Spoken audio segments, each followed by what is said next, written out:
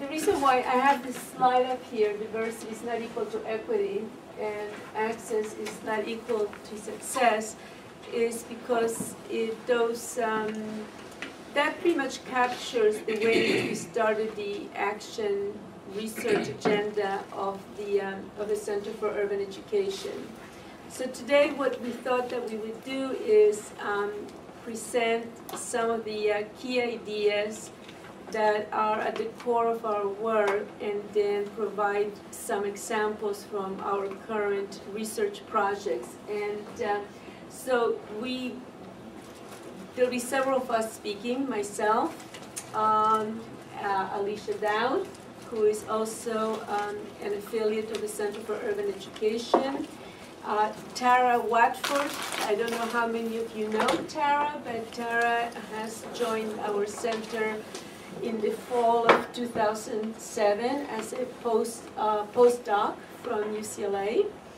And then Amalia Marquez, who is in the EDD program and about to finish soon, and she's a coordinator of one of our current projects, the California Benchmarking Project, and Terry Yu, who is in the PASA program, and also a research assistant at the Center for Urban Education. And I think that that's all who will be speaking today, right? A full cast of and then there are other people here from the Center for Urban Education. I guess they came to provide moral support.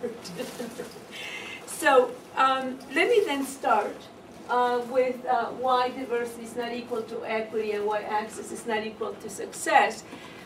When we started the Center for Urban Education in 2001, everyone at the time was concerned with the University of Michigan case that was related to the use of race for admissions. And in thinking about this whole notion of diversity, which everyone in higher education was speaking about, it occurred to me that there were many, many institutions of higher education that were already diverse, that diversity was not their problem.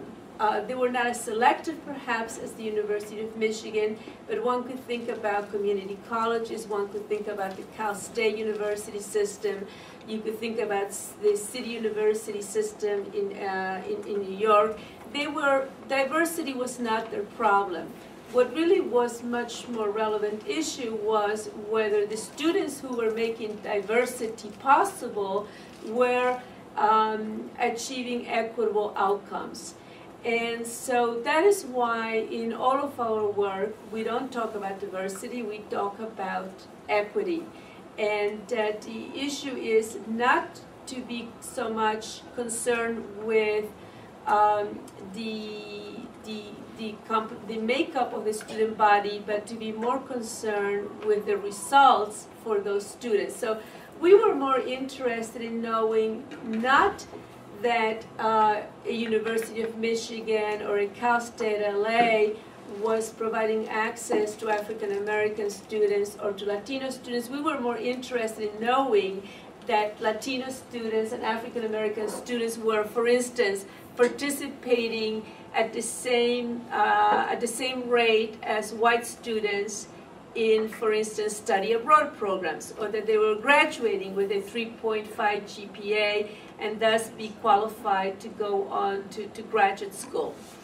And so that's why we say also access is not equal to success. So that's how our project done, with an emphasis on equity, not diversity, and on success rather than access.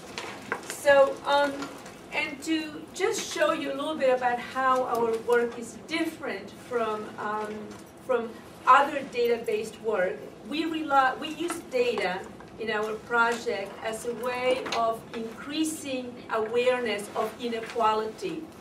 But we are different from most accountability systems that rely on data in that, I don't know what, I hope you can see this, but in most accountability systems, they're based on what we call the data paradigm.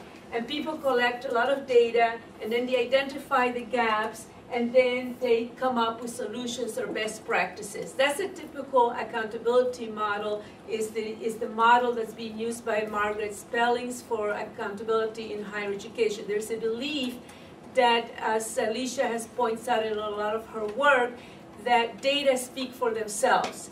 That just because you see the gaps, you then know what solutions to implement. In our work, we actually the emphasis is on what we call the inquiry paradigm.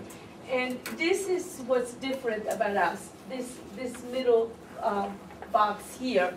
In that, what we have done is we involve people on their campuses, not just identifying the gaps, but actually once they identify them, looking into what might be the possible reasons for those gaps, rather than assuming that, for instance, if students are not doing well in math, the remedy for that is to create a math tutoring program, and which is what most colleges, by the way, do. They start all kinds of extra programs to compensate for students' perceived deficiencies. So what we have said is that before you can start implementing best practices, practitioners need to understand the nature of the problem within their own local context. So the principle behind our work is we want to bring about institutional change. And we want to bring about change in order to increase the effectiveness of institutions to create equal outcomes for students. And I say that because it's very different from most of the research in higher education, which tends to focus on student characteristics. Most of the research on student success looks at students' motivation.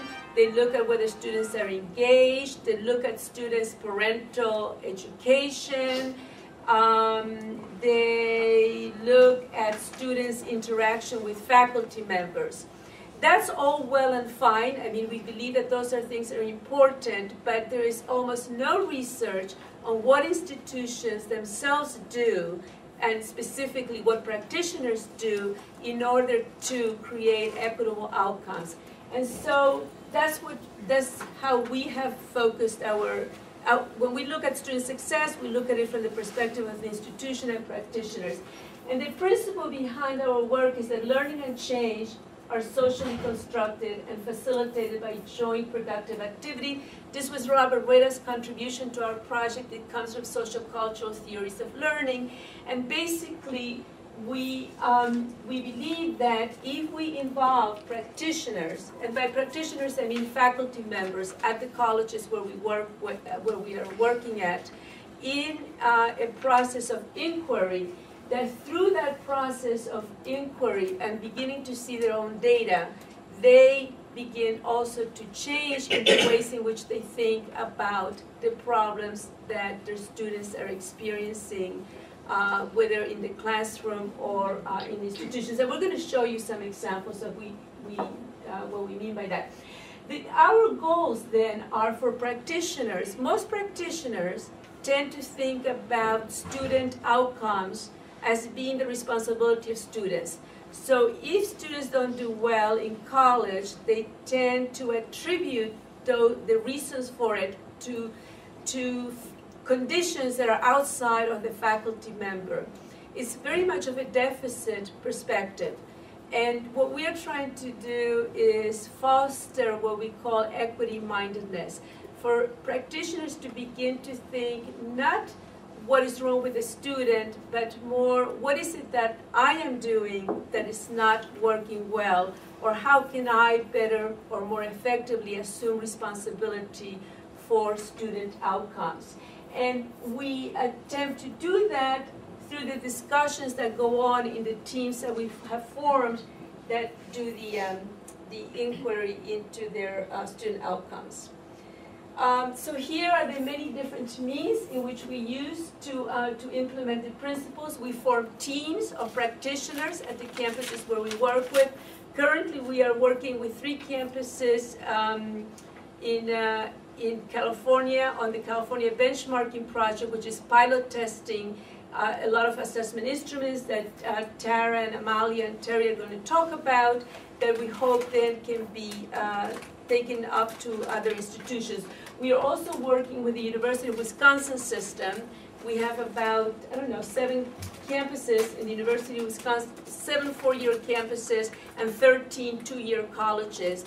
Other institutions that are using our work are in Colorado, Vassar College, and Washington State University, and it looks like several others are going to be coming on board in the next 12 months. One of we have developed many tools for this inquiry process. One of them is the Equity Scorecard, which some of you may have heard. Right now, we are now developing the next phase of the Equity Scorecard, which is a benchmarking project. But all of our assessment tools engage people on their own campuses looking at their own data. The Equity Scorecard uses numerical data, but the benchmarking project uses other kinds of qualitative data. So I'll stop here. We brought several publications, and I'll turn it over to you, Alicia. Okay, thank you. Well, as Estela mentioned when she showed you the data paradigm in comparison to the inquiry paradigm, that middle box, we think of inquiry or the development of practitioner knowledge through purposeful and socially constructed activities that we can develop expertise and develop knowledge towards the purpose of improving the effectiveness of institutions and improving the equity of student outcomes.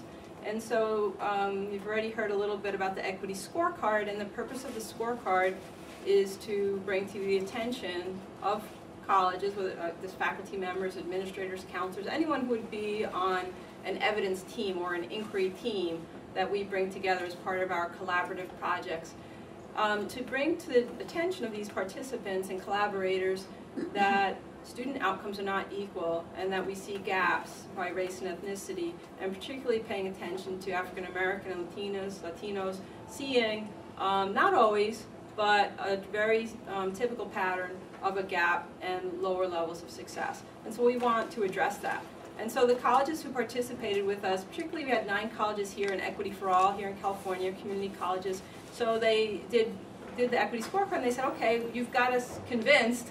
We see these problems, now what do? How do we fix them? And the impulse is there, go grab a best practice off the shelf. And this happens over and over again. And frankly, it's wasteful because the campuses don't necessarily know when, why, for what students, and under what circumstances those best practices will in fact be effective practices. So we designed the benchmarking project. We use the term benchmarking because it's sort of a technical sounding expression that fits in with the accountability movement, the use of data to drive decision making. And all of those things are important. But the heart of our work is really around practitioner knowledge and inquiry and involving practitioners and seeing the conditions of their own campuses, the material, financial, and human conditions that create inequities in student outcomes. So we designed the benchmarking project to use a variety of forms of benchmarking, which is a sort of a slightly fancy word to say, look at the data. Look at the way you do your work in relation to what are thought of as the most effective practices. Don't just go and grab an effective practice and put it into a new program, but contextualize both your problems and your solutions through a range of research, or what we might think of as assessment practices, using the words of higher education and practitioner research is called assessment often. So as I mentioned, our projects are highly collaborative, and we use action research as a foundation of our work. It involves lots of people, and I thought it would be best for us to involve several of those people today to tell you about the benchmarking project. And Tara, I think I'll turn it over to you at this point. She's going to talk a little bit about what we call the cycle of inquiry, which guides our work and our thinking about how to use these benchmarking methods to bring about increases in practitioner knowledge and expertise.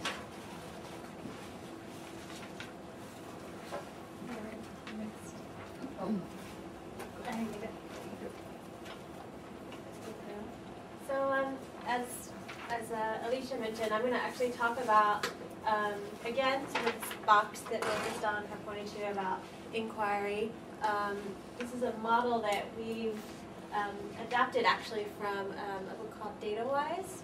It's not up here, but it's by Catherine Boudet, Elizabeth City, and Richard Monet. And in educational settings, we sort of think of this as a model where administrators and faculty help identify the problems together.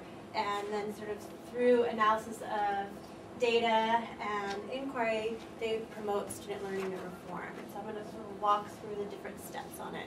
And what's nice about this model is that it starts from sort of data collection and interpretation and builds towards action and change, and then continuously cycles so that you can reassess what's been done and improve. So the first couple of steps here start out with what it says, preparation. In the California Benchmarking Project at the different colleges, we build inquiry teams, is what we were calling them. And what we did is we let the colleges sort of choose faculty members, counselors, and administrators that were interested in sort of promoting student success and had this idea of student achievement and were supportive of this. And they all came together and met with us, and are meeting with us, I should say, to sort of look at the school and promote, to look through the problems of the school and figure out change. What's nice about the teams that I've noticed working on the project in such a short time is that the differences of experiences has been such a great, I guess it's a great meeting space that many of the people report that they don't have on campus, that they haven't been able to come together and share experiences and knowledge. So it's a great outlet for expertise to build and to share expertise. So the second step is taking stock. And here again, it's similar to the Equity Scorecard project. We collect data from the campus, actually, through data to look at the problems under examination. And in the California Benchmarking Project, the data we've collected is specifically looking at basic skills courses. And we looked at students, we disaggregated the data by race and gender, and we looked at students, how they progress through the basic skills. As many of you may know, that like 80% of students, I believe it's 80% of students in community colleges now, start at the basic skills level. So we felt it was extremely important to start at that level and look to see who progresses through the community college. So we looked at that data, and we also, it was important to look at transfer data to see who's actually eligible for transfer once they complete community college. So we collected those two data, and the third step is sort of beginning to do the inquiry process. And as a group, we sort of audited this data and allowed the group to look at the data and see where they thought the problems and the gaps sort of arose. And also during this sort of section, once they looked at data, as Estela was saying, we just didn't stop at the gaps. We started getting them to think about hunches and the culture of the university, what was causing these problems, what did they think was behind these issues, and what was sort of promoting on their campus the gaps. So really having them think about the issues on their campuses, and again bringing their expertise to the table around these issues. So the next step was the fourth step, the benchmark performance. And from that was really sort of to set goals for improvement around these problems. A lot of times we actually had they had lots of hunches, as you can imagine, and so we had long discussions of sort of like, well, which hunch should we look at and inquire about, and then from there, what kind of goals can we set for progression? And what's really nice, I think, about the benchmarking project is that the goals are set over time. So that each year there's certain goals, for example, how many students should get through a certain course levels of the basic skills, and that progresses each year so that the universities can actually check their improvement and come back. The fifth is contextualized, and this is where the inquiry sort of activities and action research part of the project really take place. This is where we start sort of looking at the hunches and saying, well, how can we investigate this issue? So we just don't stop at the hunch level. Let's actually go in and do some work to see what's going on campus. And just to give a couple of examples of activities that have happened or are happening now on campuses. For example, faculty were concerned about the learning centers at these campuses and what actually is going on, what sort of resources are we giving to students, how does faculty interact with students there? Do faculty even know how to tell students to get there? One of the campuses realized that there was no signage around the centers, so sort of looking at the learning centers, for example. And so these sort of were the contextualization of the problem. Let's go in and do research the issue. And the members of the teams actually do the research themselves. We're there to sort of support and help with the observational guidelines and protocols, and then they actually go out and collect the data, and we look at it together as a team. The sixth step up here is where things start getting implemented, and we have act and enact. And in a way, this is sort of looking at the issues that come out from the contextualization, researching the problem, and acting is sort of like making these small changes. For example, I mentioned the signage, so that there need to be signs actually put up for students to know where these centers are. And then enact is thinking of it in bigger terms, what sort of policy solutions need to be in place around these issues. And the seventh is evaluating effectiveness and assess. And this is where you go back in and sort of look at the changes that you've implemented. Are they working? Are people learning about them? And then sort of assess the next steps. And finally is disseminate and reiterate. And this is where you actually make the knowledge known across campus, sharing with colleagues, and again, sort of making sure that the steps have gone through. And then starting back, in this sense, it builds practitioner knowledge. There's been a building of more practitioner expertise.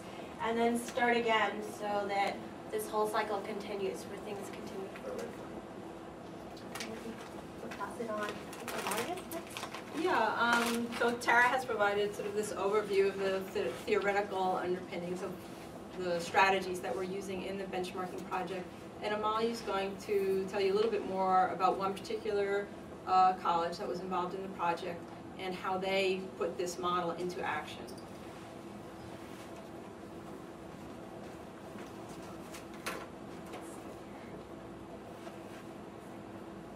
One of our teams for the benchmarking project is Rio Hondo College, and a key part of this project is benchmarking, and one of the benchmarking is performance benchmarking. So teams look at quantitative indicators to measure institutional effectiveness and equity, and some of the things that the teams have been looking at are successful course completion rates in basic skills, transfer rates and degree attainment. And Rio Hondo, because they really wanted to focus on math, because a lot of students weren't succeeding through basic skills and transferring. So this figure here shows the pathway from the basic skills courses to the transfer level classes.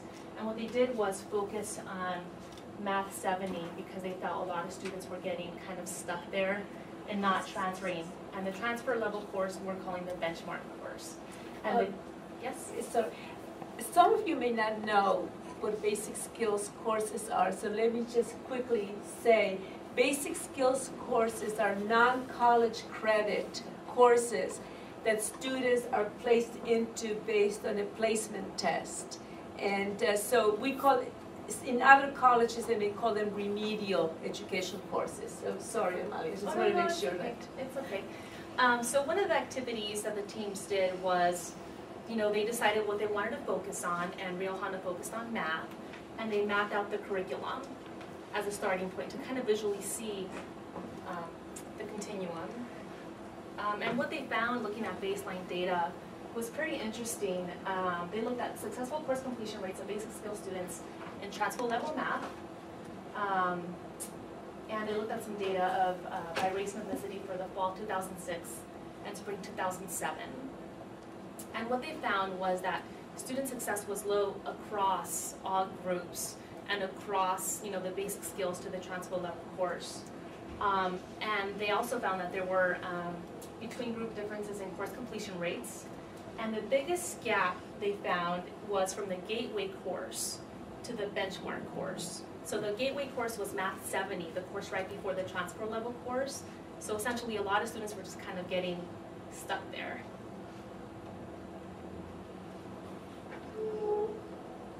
So here is, some other findings that they found. And most of their students at Rio Hondo are Latino students. And they found that 45% of Latino students, they have a 74% pass rate for Math 70. And 48% of all students pass Math 70. So, you know, Latino students are performing a little like below the overall student population.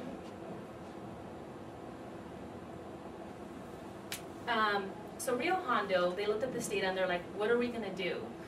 One of their hunches was that the learning centers were, for math, the math science learning center, the learning assistance centers were underused. So they thought, you know, that's one of our hunches, but what are we gonna do to kind of investigate that problem? So what they did was, their team did observations of these two centers, and they also did interviews of faculty that worked there and staff. And they had some interesting findings.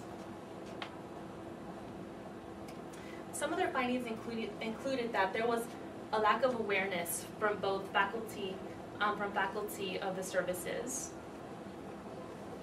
And also, there was no signage. So that was a big problem. I mean, it seems like very simple, but across campus and even where these centers were located, there were really no signs directing students as to how to get there. Another thing that they found was that tutors may lack the sufficient training, you know, to help these students. And there are also no clear guidelines for tutor training. So what comes next? Those were some of their preliminary findings. Another key aspect of the benchmarking project is process benchmarking. That is that the colleges that we're working with now, they're going to do site visits with other community colleges and trying to identify some effective practices around certain areas. So for Rio Hondo, they focused on learning centers. So they want to go to other community colleges to see what's going on around these areas, learning centers. And these site visits will take place in April. And now I'm going to turn it over to Alicia. So Tara mentioned showing this cycle of inquiry, the concept that through these benchmarking processes that we were interested in having the campus, see practitioners on the campus see their campus with new eyes, and in effect see their campus through the eyes of their students. And so we think of these assessment strategies and tools that we design, like the curriculum map, for example. The curriculum map we think of as an assessment instrument, and then asking campuses to look at their successful course completion rates by race and ethnicity in tables designed in a certain way. Those tables are another kind of form of what we call our assessment toolkit. And all of this builds on kind of the signature instrument, which is the equity scorecard. These tools we think of as remediating the campus culture. So not only remediating students in basic skills education, but remediating the campus itself and the way that they think about student success and becoming student-centered. And the reason I kind of bring this up at this point is that this is, Amalia already talked to you about one of the findings that the Rio Hondo team found is, you know, they looked at their campus, they did observations, just as you would if you were doing a case study and you took an observation protocol and you went and you looked in a new place. They did that at their own place, and they realized students come in here, it's the first place they come out of the parking lot, and they're going to go up to campus. In fact, two months ago I was there on campus. I wound up here, and I was kind of scratching my head. Where do I go? I don't know how to get to my meeting. And this young woman and her mother were there, and they said, do you know how to get to, you know, the learning center? And I said, no. So we said, we'll forge ahead together. So the team leader who made the presentation, she actually projected this message onto this wall to show how easy it would be to just recognize from the student point of view, it's very hard to find your way around. So she added this just through, not PowerPoint, but what's it called, Photoshop. It says, welcome to the science building. First floor, bookstore, biology faculty offices. Second floor, nursing, math and science faculty. Third floor, etc. And then it actually gives you directions how to get to the administration building. Because otherwise it's just a big question mark for students. And while that seems like a really small kind of finding, we think it's as important as designing a new learning center or adopting a peer tutoring program. Those things are important too, but to be able to see your campus from the student's point of view could in the long run be much, much more important and is probably an essential piece of any of those other larger forms. So the concept of ACT, like big actions, like let's adopt a new program, that's one piece of it. But in ACT, starting to say, hey, can't we just put some signs up? This professor also talked about, hey, you know what I'm going to do at the end, in my first class next semester? I'm just going to take my students there. It doesn't cost anything. She's just going to take 15 minutes and bring them over. So we have had 3 colleges involved in this first phase of our benchmarking project. We will be adding 20 or so additional community colleges as well as four-year colleges. We're going to save a little bit of time to talk with you about that. Terry prepared some information about transfer rates at this group of colleges that will become what we call the Alliance Colleges of the project. But I do want to also take, I suspect that we're leaving out some really critical key pieces of information about what this is all about, because I'm so immersed in it that I completely forgot to tell you about. Terry, if you want to put your document in while we chat a little bit, then we can turn to you when we've had a chance to probably clarify some questions that no doubt you have in your minds at this point. Questions? I have one. Or for any of us. Tara, I guess. For Tara. I actually have can answer this. Step 3, audit data and instruction. In this particular example, what was the instruction audit about? What did that tell you? In the Rio Hondo example? Yeah. What was the instruction audit? Well, in regard to Rio Hondo, why don't we ask Amalia if she would answer it? And we have other examples too, but Amalia? The instructional audit, they focus their inquiry activities around these observations and interviews with learning centers. Oh, the learning center. The learning centers. Robert's also involved at Rio Hondo as a facilitator of the team. Actually, not all colleges, part of the philosophy is that not everybody does everything, so they kind of make decisions.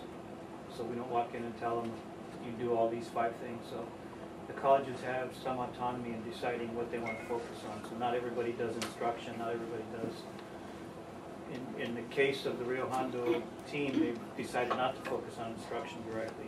Although we hope that's a further iteration, but they're kind of staying with sort of a safe arena right now, which is looking at facilities and support services and things. So it's kind of a longitudinal process to get people, So yeah, you could go into classes and do observations. And one of the other colleges is doing a syllabi review, which kind of gets at that issue. Because what you see in some of the places is a 1-page syllabus.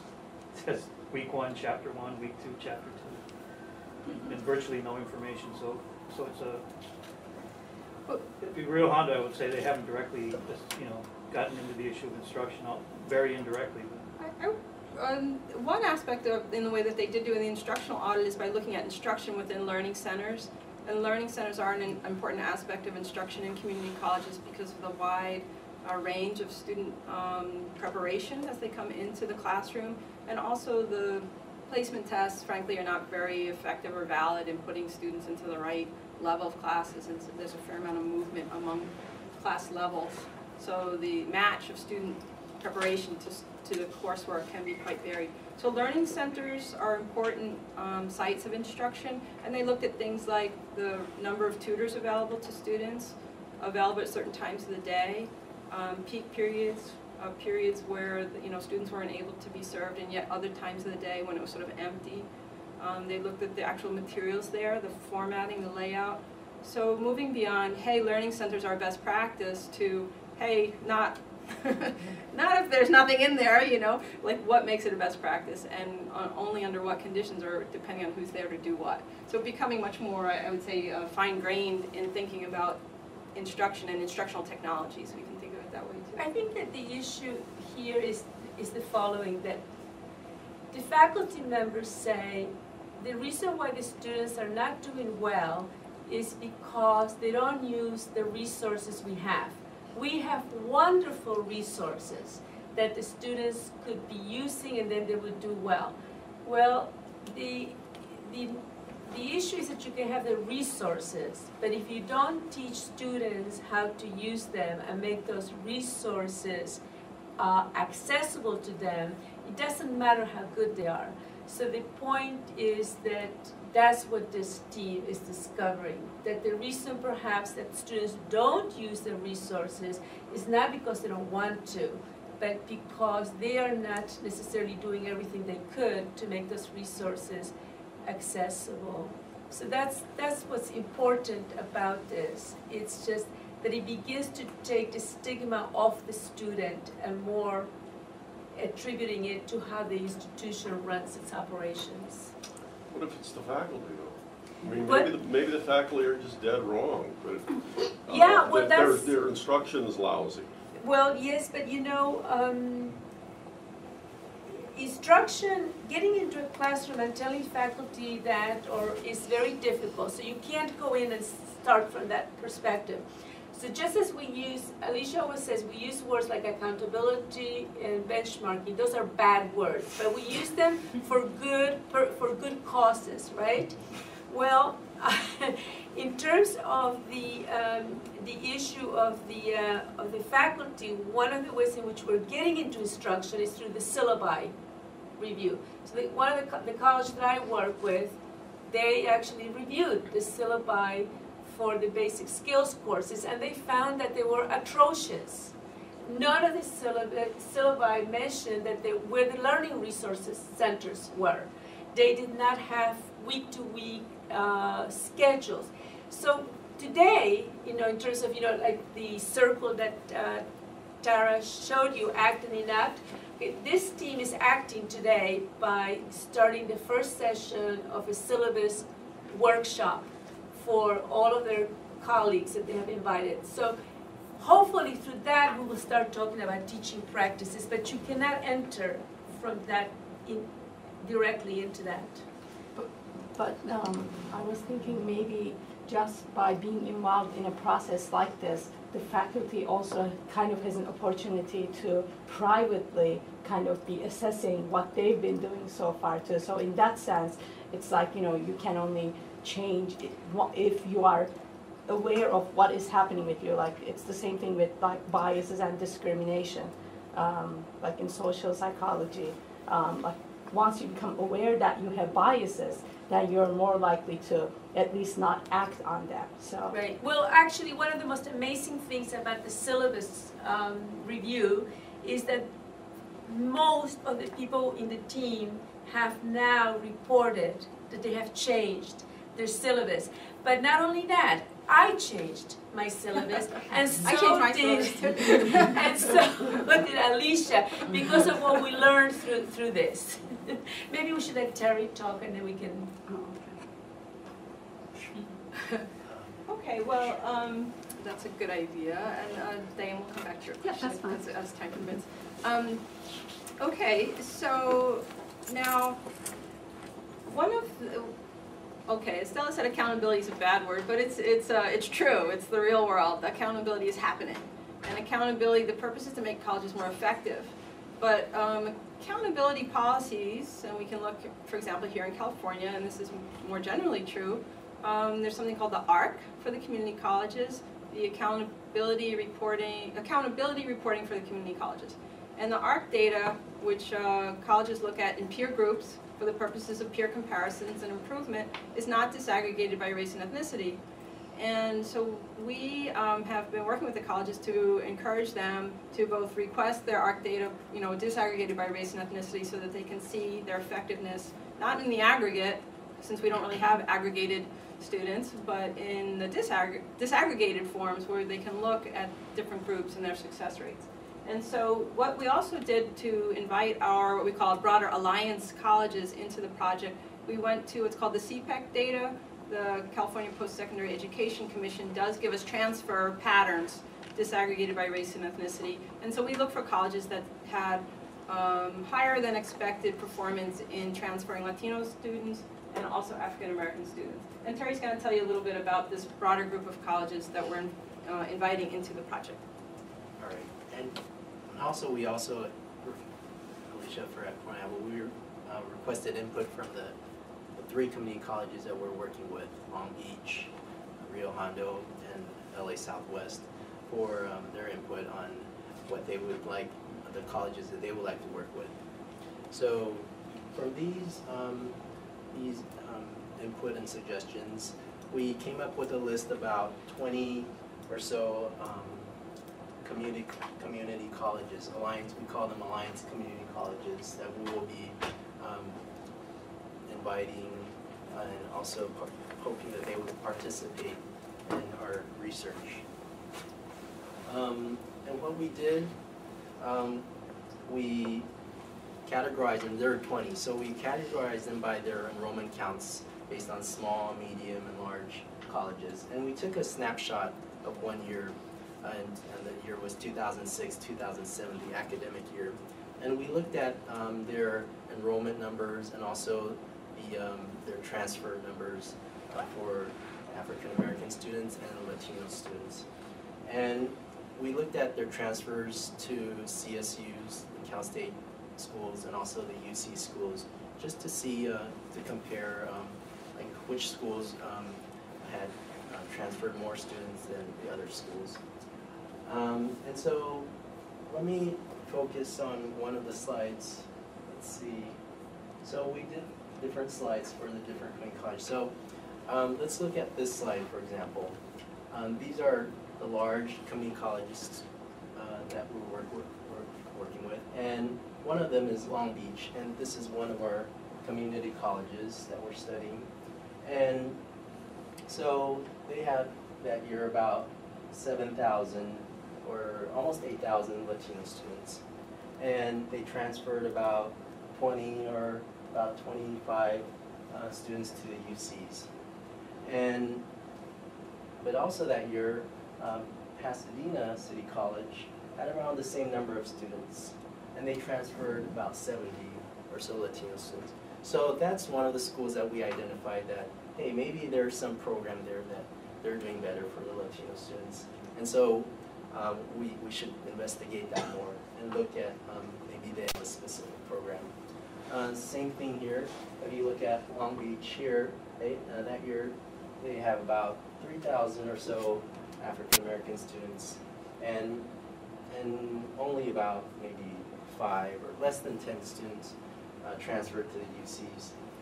But likewise, Riverside Community College had a similar number of students, but they transferred 20 African American students.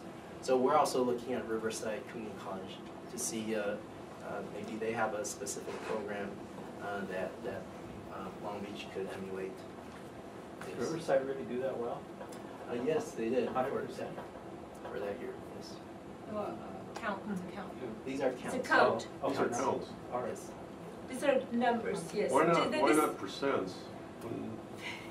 Look at the numbers. They're small, yeah, 0.005 or something like that. Yeah, percentage-wise, they're all doing pretty poorly. We perhaps haven't emphasized enough the purpose of the project too, is just these overall extremely low rates of transfer, really very low and just, disappointingly, if not tragically so. Were you finished there? Yeah, okay. No, my question would have been, how do we know, how can we compare the numbers of transfer? Do you have any idea of how many students actually want to transfer from within those populations? Do we know anything about that yet? It's very high. It is much higher than actually happens. And we also believe that the role of the community college is to increase students' aspirations and goals. So we don't worry too much about that part. That's always the question that comes up, no matter when we talk about transfer, with anyone in community colleges or elsewhere. It's a very appropriate question to thinking about the rates. But just at the level of the economy and of socioeconomic equity and of changing patterns of wealth or power, that students have to get bachelor's degrees, and these students who are not transferring need to transfer in order to accomplish that. So many students are part-time among these 8,000. There are all kinds of reasons why maybe among this 8,000 that there's only 20-something. But among 8,000, there's only 20-something. So you can, yes, there are lots of reasons why some of those 8,000 aren't going, but only 20 or so students out of 8,000, the college has a pool of students who they can reach out to and grab and say, yes, you know, you're transferring, and become transfer agents, so to speak. It's not that hard to identify 20 more students that could transfer, and I think that's what we're trying to get to. Diane, you had a question before? Mine is an overall question, and you might have said this in the preface before I came. I'm just curious, your role in this process, and if you at the end might want to talk about it, like if you set up the group and you meet, do you nag them about, well, it's time to meet again, or do they self-regulate and they look to you? I'm sure it depends on the group. Some are going to be more needy. Some are going to be more comfortable asking for your help. But Sarah's been a chief nagger and I mediator. think it's interesting how you view your role in this and how you feel. The school's going to have their own outcomes to determine whether they feel they've been successful in this process. But how you feel you're successful, and if you would ever say no to a school that wanted your input, or how do you determine where to put your resources as far as your staff time? Well, there's a number of different questions. Let me ask Yes. Sarah to answer the Sorry. first one. I guess the first one, because I have been a nagger at one of the schools, and you are right, it depends on the school and the team members. You can stand up, Sarah. Sure. So that some of the schools do need to be nagged a little bit more. Although I've found that nagging a little bit and then getting them together and nudging, and then they get really into the process. Because, like I said earlier, everyone convened does really care about the issues and wants to promote, and the school I work closely with are very frustrated. And a lot of times what's come out of the meetings is they're bogged down by sort of the problems, and then once they get really talking about the problems and see just the tiniest things to change, they get excited about it and then meet again. And certain personalities that we were told didn't work well together, somehow when they get in these groups, they do build better relationships because they're hearing things throughout the campus. So it reiterates, for example, on one of the teams that I worked with, there was a faculty member that didn't get along with one of the chairs of the department, and they were sort of at odds. And the faculty member was working more sort of in line with what we wanted as sort of this equity issue. And as the chair sort of heard everyone else talking around the issue and sort of pushing it forward, he became more open, and there was this sort of moment where change could happen. And again, we had to nag them to sort of get them to come, and then at that moment they were very excited and wanted to do the work and moving forward. So that's my experience. I think also the leadership of the teams from the school side is critical, and so Q has become a little more strategic about it. But it's not the case that we just pick easy people, because we try and get a mix which is more representative of the campus. But you can imagine it's a sensitive issue because a big university is coming to tell us what to do, so we very much try to keep away from coming in as the expert role. So it's kind of a balance between giving them autonomy and providing some kind of leadership. Well, and that's why I'm fascinated by it, because it's a unique kind of We position have you're studied in. the roles of different team members, and Uh-huh. we've done a careful analysis in the previous iteration of the project. I think our role is as facilitators, but it's also we, through the questions that we ask and how we see some of the data, we purposely model what we describe as equity-mindedness. So rather than telling them, think this way, or or giving them a lecture on it, we do it by the ways in which we insert ourselves in the discussion. So my group, for instance, does not wish to use the culturally responsive teaching. So that's something that's always in the back of my mind, and how to get it in there and start getting them to talk about why is it that they object to it. We didn't discuss also, there is a whole research component to the project in which we do look at impact on individuals, both in their beliefs as well as in their practices, as well as institutional change. I guess I would also address what it sounds to me in Diane's question, also sort of at a broader research level. What kind of research is it? In terms of investing our time as academic researchers, what what does this mean for us, and what does it mean for the colleges? And our research group is an interdisciplinary group, and we bring different perspectives. So at one level, it's a study of efficiency. How do colleges actually use their resources in ways to become more effective and to bring about higher student success rates? And we can use economic perspectives, for example, to ask questions like that. And there's a long research tradition called, about production functions that like to statistically think about, inputs, a black box, what comes out the other side.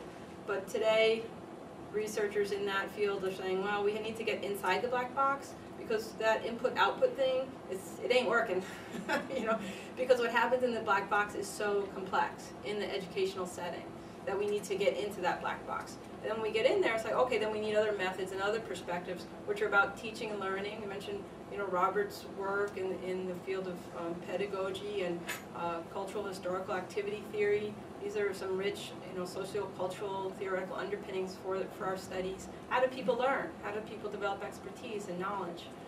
Don Polkinghorne's work as a humanistic psychologist and philosopher also informs our work. Estela's work in organizational behavior and organizational learning. These are all kind of influences in the project, and so there are lots of angles from research questions about learning, change, and equity. What is equity? How do we conceptualize it? How do we communicate it? And what I think of as the application side, so we can do the research, but that communication piece is really essential if we want to have not just an academic study, but essentially a movement, a change in the culture, and moving the culture of colleges towards more equitable cultures. That's really, I think, kind of the big picture vision. And where to invest those resources? That's a wonderful question that we probably could pay closer attention to as we do so much and invest in so many places. But I think we're just really motivated by trying to tackle these problems that are, you see here how important it is to address these problems. I think that once you start working with these colleges, you cannot say no. So Long Beach City College, whenever they call me and ask me do this, that has nothing to do with the project, you cannot say no. You have to say yes once you establish that relationship. I would add that my thematic dissertation group are participating as research assistants in the project, and then we'll also, once they pass their proposal stage, we'll also draw on our data for their research. And Alice Young Singleton is here. She's a member of the dissertation group and has been a research assistant at LA Southwest College with me and Tara, and has probably lots of research questions coming to her mind based also on her experience in community colleges as a teacher. Anything you'd want to add from your perspective, Alice? No. Still digesting it all. Well, we have a couple of minutes. Other questions? Okay. Why UC transfer instead of Cal State transfer? Oh, we do. We also have Cal State transfers. I put it on. So those get to be a little on a different graph. A little bigger. Yes, much bigger. But that we think that it's not just important to transfer, but excellence is, for instance, one of the perspectives on the scorecard. So we want to increase the number of minority students who transfer to the UCs. So that's why we look at that as well. Ideally, if they had the same rates of transfers, this would be a straight line because you have the same ratio of number of students transferring and number of students enrolling. But it's not. There are some schools that do better in transferring students than others. And of course, we don't know what are the intentions of the students, though. That but we only included students, regular students who are there taking courses. They're not those who are taking extension courses or things like